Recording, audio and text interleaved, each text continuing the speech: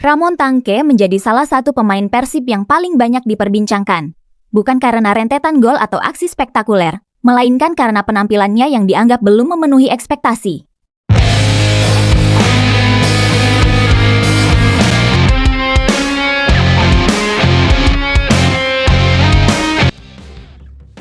Di media sosial muncul berbagai kritik, meme, bahkan candaan yang terkadang sudah mengarah pada ejekan pribadi. Namun pertanyaannya adalah, apakah Ramon Tangke benar-benar bermain seburuk itu? Atau justru banyak orang yang salah memahami tipe permainan yang ia miliki? Hari ini kita akan membedah permainan Ramon Tangke secara objektif, bukan untuk membela, tetapi mencoba melihat apa yang sebenarnya terjadi di lapangan. Pertama, kita harus memahami bahwa Ramon Tangke bukanlah striker yang hidup dari kecepatan. Dengan tinggi sekitar 1,88 meter, ia lebih mengandalkan kekuatan fisik, duel udara, dan kemampuannya menahan bola. Ia adalah tipe target man klasik yang tugas utamanya bukan hanya mencetak gol, tetapi juga menjadi titik pantul serangan. Masalahnya, sepak bola modern membuat penonton terbiasa melihat striker yang cepat, lincah, dan mampu menggiring bola melewati lawan. Ketika Ramon terlihat lambat, banyak yang langsung menganggapnya tidak berkualitas. Padahal, lambat bukan berarti buruk. Dalam beberapa pertandingan, Ramon justru sering turun menjemput bola hingga ke area tengah. Ia membantu gelandang mempertahankan penguasaan bola dan membuka ruang bagi rekan-rekannya. Bahkan banyak pendukung yang mengamati bahwa ia bukan tipe penyerang yang hanya menunggu umpan di kotak penalti, tetapi aktif terlibat dalam build-up permainan. Lalu kenapa tetap mendapat kritik? Jawabannya sederhana. Ekspektasi bobotoh terhadap striker Persib selalu sangat tinggi. Posisi penyerang di Persib identik dengan mesin gol. Ketika peluang terbuang atau penyelesaian akhirnya kurang maksimal, sorotan langsung tertuju kepadanya. Disinilah kelemahan Ramon mulai terlihat. Finishingnya memang belum cukup konsisten. Beberapa peluang emas gagal dikonversi menjadi gol. Sentuhan pertamanya juga terkadang kurang rapi, sehingga serangan berhenti di kakinya. Saat menghadapi bek yang agresif, ia kadang kehilangan momentum. Kekurangan inilah yang akhirnya menjadi bahan candaan di media sosial.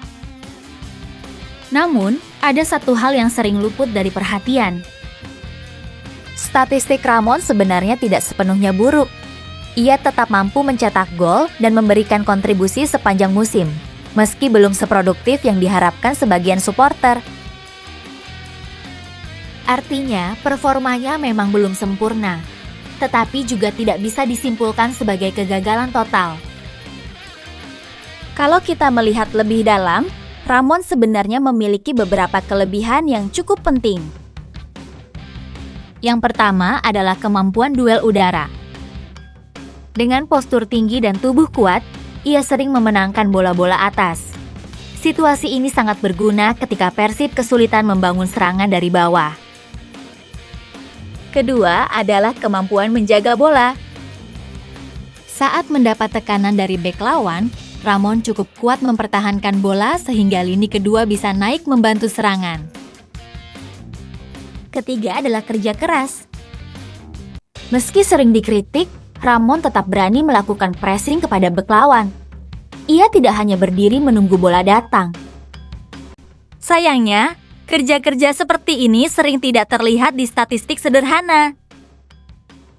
Sebaliknya, kelemahan Ramon juga jelas. Akselerasinya kurang cepat. Pergerakannya tanpa bola kadang terlambat.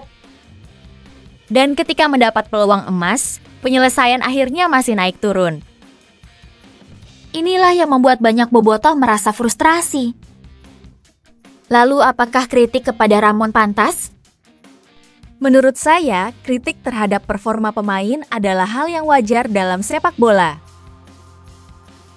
Tetapi, kritik sebaiknya tetap fokus pada permainan.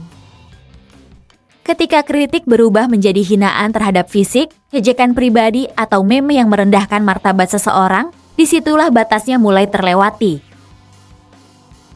Karena bagaimanapun juga, Ramon adalah seorang profesional yang sedang berusaha memberikan yang terbaik untuk klub yang ia bela.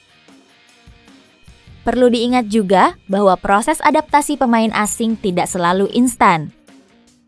Ada yang langsung bersinar sejak laga pertama. Ada pula yang membutuhkan waktu berbulan-bulan untuk memahami ritme liga, cuaca, gaya bermain, hingga chemistry dengan rekan setim.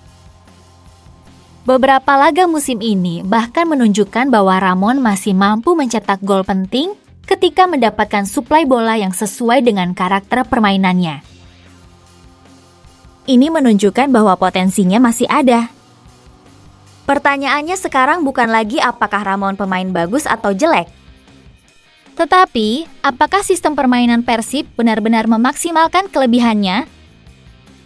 Karena target man membutuhkan umpan silang yang berkualitas, dukungan dari gelandang, dan pemain sayap yang rajin mengirim bola ke kotak penalti.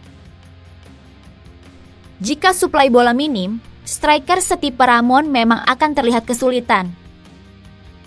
Jadi, penilaian terhadap seorang penyerang tidak bisa hanya dilihat dari jumlah gol semata. Harus dilihat juga bagaimana tim bermain, bagaimana peluang diciptakan, dan bagaimana peran yang diberikan pelatih kepadanya.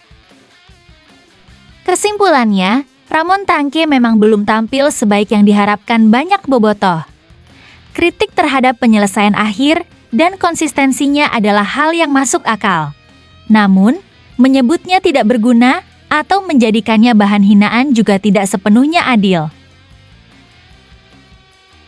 Di balik semua kritik itu, Ramon tetap memiliki kekuatan sebagai target man yang mampu membuka ruang, memenangkan duel udara, dan membantu permainan kolektif.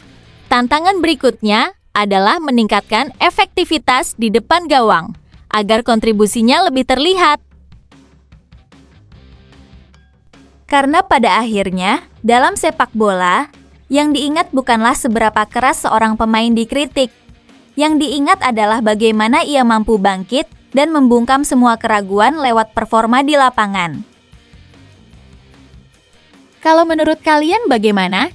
Apakah Ramon Tangke hanya sedang mengalami masa sulit atau memang belum cocok dengan gaya bermain Persib? Tulis pendapat kalian di kolom komentar.